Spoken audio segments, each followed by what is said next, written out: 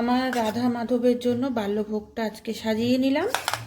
আর গরমের জন্য বাল্যভোগটা এখন এইরকমই দিচ্ছি। এটা চিড়ে না ভিজিয়ে রেখেছিলাম, এই যে ভেজানো চিড়ে, এটা এই বাটির মধ্যে ভিজিয়ে রেখেছিলাম। আম দিয়েছি, কলা দিয়েছি, চিড়ে দিয়েছি।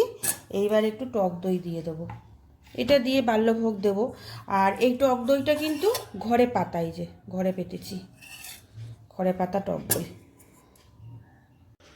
আজকে রাধা মাধবকে পুরো একদম সাদা ফুল দিয়ে সাজিয়েছি, কত সুন্দর লাগছে।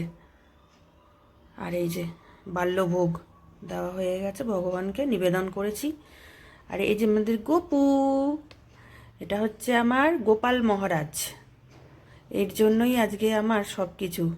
এর গোপাল মহারাজের যে কত আমার প্রতি দয়া, তোমাদের একদিনকার এর গল্প শোনাবো, যে ভগবান সত্যিই আছেন, মন প্রাণ দিয়ে ডাকলে বোঝা যায়। আমাকে যদি সারাদিন বলা হয় যে ভগবানের জন্য খালি সেবা করবে সেবা করবে, আমি মনে হয় তাই নিয়ে থাকতে পারতাম। এত ভালো লাগে যে কি বলবো।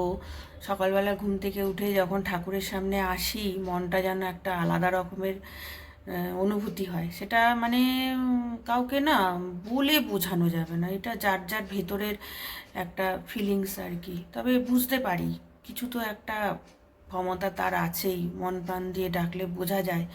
যারা মন প্রাণ দিয়ে ডাকে তারাই একমাত্র অনুভব করতে পারবে। সারাদিন মনে হয় যেন এরকম বসেই থাকি বসেই থাকি। আজকে কি সুন্দর লাগছে দেখো, কত কিউট লাগছে আমার রাধা মাধবকে দেখতে। তবে ভাবছি এবার রাধা মাধবের জন্য একটা নাম ঠিক করব, গোপাল রাধা মাধবের জন্য একটা নতুন নাম দেব। রাধে রাধে।